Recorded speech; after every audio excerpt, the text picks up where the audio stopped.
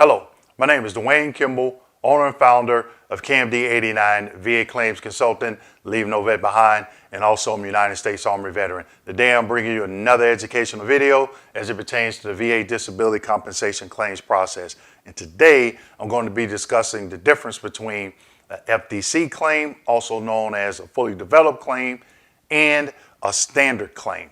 A lot of veterans are still a little bit confused about the differences between the two.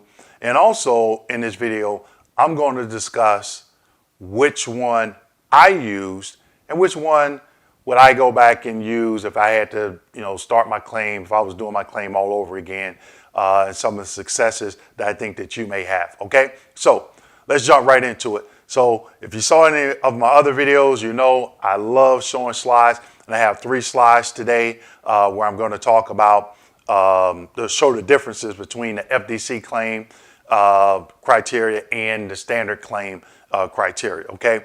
But as I say in all my other videos, I still encourage you to go out and do your own research as well. This is just a small snapshot to get you thinking about what would be the path, the least resistance for which type of claim that you want to submit for what you're claiming, the conditions that you're claiming, okay? So slide number 1. Slide number 1, as you can see, this is just a snapshot of a particular, of a formal VA claim form. And this particular claim form is the VA form VA form 21-526EZ, okay? And this can be found on page 8 of this claim form. This claim form has 12 pages, and veterans normally only submit pages 8 through 12. Okay, this is page 8. All right, so in the top right hand corner, you want to check. You see there's an expiration date, September 30th, 2022. Okay, so section number 1. First, let me back up. This claim form is called the Application for Disability Compensation and Related Compensation Benefits, aka VA Form 21-526EZ. And you can see in section 1 here, it has 4 different selections. You have the fully developed claim, FDC program, standard claim process, IDES, and then the BDD claim program. We're not going to be talking about the IDES or the BDD claim process. If you're interested or you want to find out more information about the BDD program, I did a video on that last year, towards the end of last year, explaining that program. So today, we're just going to be talking about the fully developed claim program and the standard claim program. And where you can find this, again, page 8 at the top of the VA Form 21-526EZ. So, I also said towards the end of the video, I'm going to talk about my personal claim, which one I use and, which one I think that I would probably use if I had to go through the process again, okay? So that's where you can find that information. But now I'm going to talk about the differences between the two. A lot of veterans don't know the difference and they don't know where to go and find it. Well, I told you where you can go and find it. So these next slides that I'm going to show you is the criteria, they give a little bit of explanation between the two. And they can be found on pages, between pages 1 and 7 of the VA Form 21-526EZ. Those first 7 pages, a lot of veterans, they don't read and they go right to page 8 and they fill it out. And, I tell people whenever you are working your claim, you want to try and read as much information as possible. And in this case, the VA is giving it to you on those first 7 pages, okay? So this is where these next 2 slides, this is where I obtain this information from, okay? But you can go to the M21 reference. That's a good source of information as well that would explain these a little bit, the difference between the two in a little bit more detail, okay? So slide number 2. And in slide number 2, you can see on the left-hand side, it has FDC program, optional, expedited process. And then on the right, the standard claim process. So I'm not going to go through all the bullet comments. I'm just going to touch on a couple of them, okay? So on the left-hand side, for the FDC program, it says you must submit all relevant private treatment records if they exist, identify any relevant treatment records available at a federal facility such as a VA medical center. Then the third bullet comment, identify the location and sufficient information to obtain your National Guard and Reserve personnel and service treatment records, if applicable, okay? On the right-hand side, the standard claim process. If you know of evidence not in your possession and want VA to try to get it for you, that's a key piece of information, and want VA to try to get it for you, you must complete and sign a VA Form 21-4142, which is an authorization to disclose information to the Department of Veterans Affairs. All right? Then the second bullet comment, give VA enough information about other relevant evidence so that we can request it from the person or agency that has it. Okay, so what does that mean? The FDC optional expedited process, the FDC process, you're basically saying, hey, I have nothing else to submit. I'm here, here's my formal claim form, here's my evidence or whatever, go ahead and move forward with my claim, okay? Now, the standard process, you're saying, wait a minute, time out. I don't want you to make a decision just yet. I want you to go and get this information, okay? That 21-4142, look at it as like a medical release form. You're giving them permission to go out to a private doctor and obtain information on your behalf, okay? And I'm going to talk to that when I explain my personal experience in doing that, okay? And I think that'll help clear up which one definitely would benefit you, but it's going to depend on what you're doing with your claim, okay? So slide number 3. In slide number 3, you can see, again, remember the left side is the fully developed claim process, and then the right side is the standard claim, okay? So on the left side, it says send the information and evidence along with your claim. Like I just said, FDC, you're saying, I have nothing else to submit. Go ahead and do what you have to do to make this decision on my claim. On the right side, it says, you are strongly encouraged to send any information and evidence as soon as you can. Now, I'm going to read this paragraph here, and I want you to pay special attention to it, okay? You have up to 1 year from the date we receive the claim to submit the information and evidence necessary to support your claim.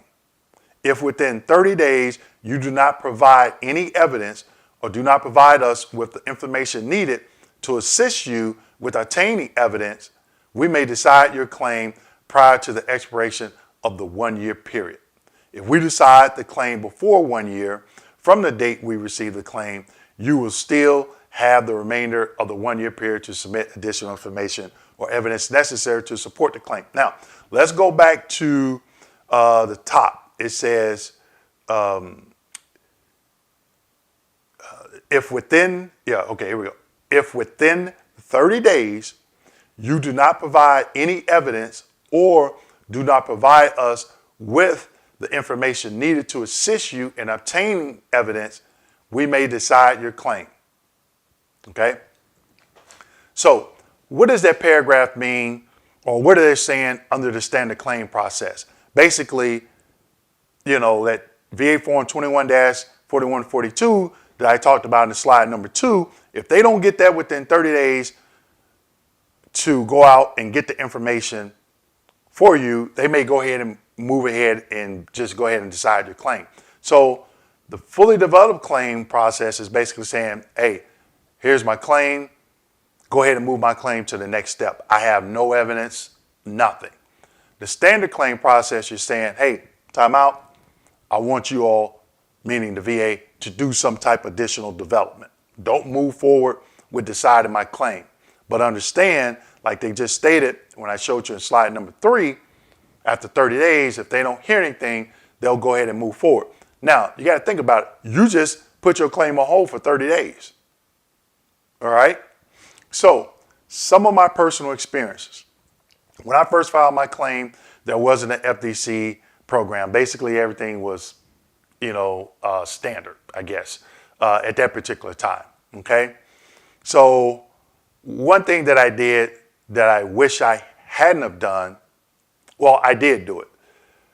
I submitted the VA form 21-4142. If I had to do it over again, I wouldn't do it. I got a call one day from a VA rep, a VSR, saying, hey, look, you listed 5 doctors on here. It's going to take us, you're looking at maybe 3 or 4 months to try and get these records. But you can go and get them yourself. And I was like, man, why didn't I think of that? And that's exactly what I did.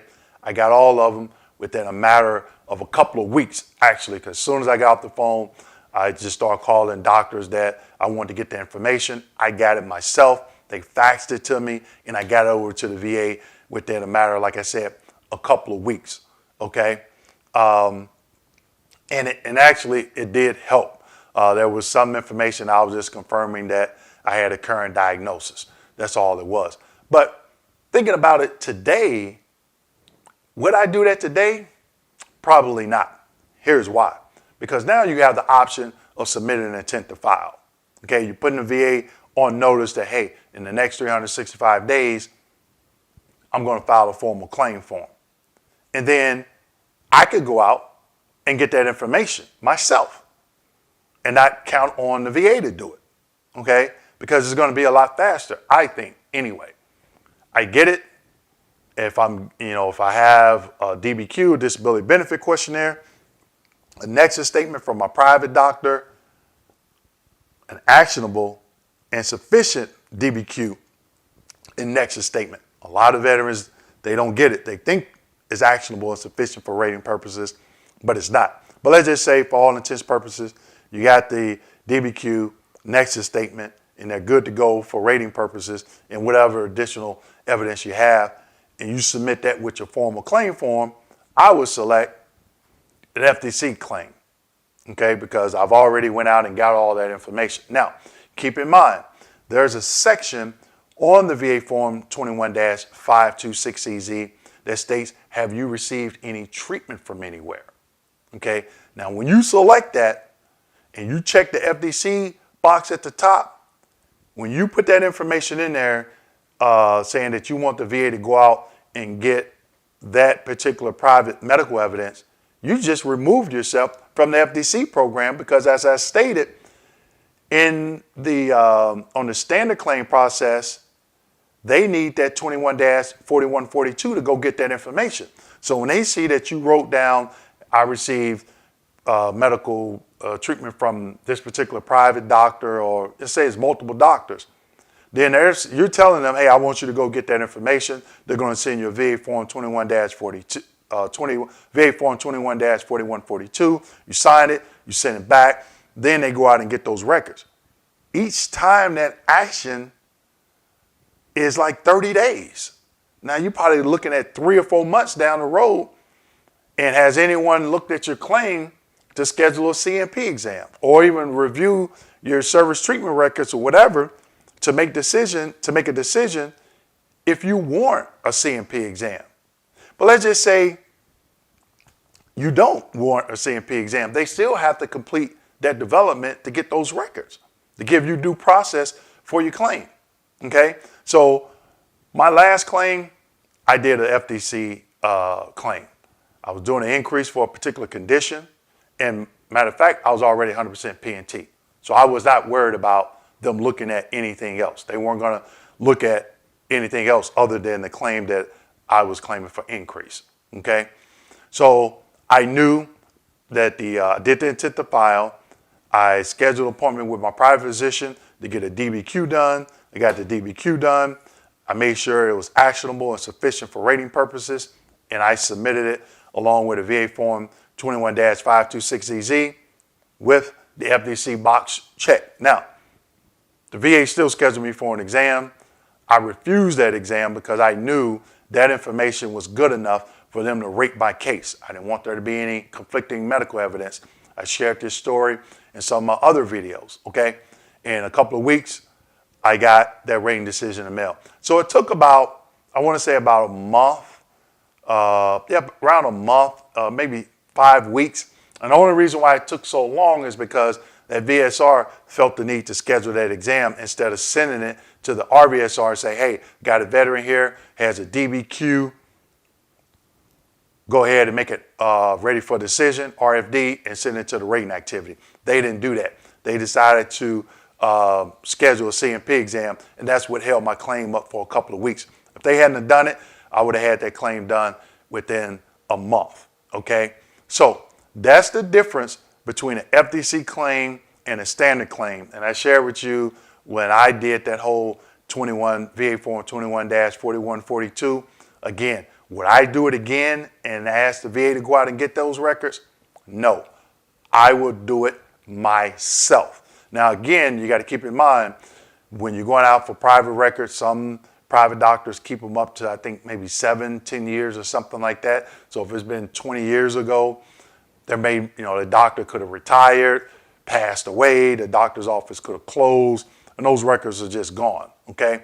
So keep that in mind when you're writing down or thinking about dates of treatment that you had. But if I had to do it over again, I would more than likely do the FDC process because I will go out and do the legwork and get those records myself, go through them, see what I want to submit to the VA. If I had a DBQ or whatever, I would go and get that myself, and because the DBQs are back, get that completed and submit it with an FDC claim.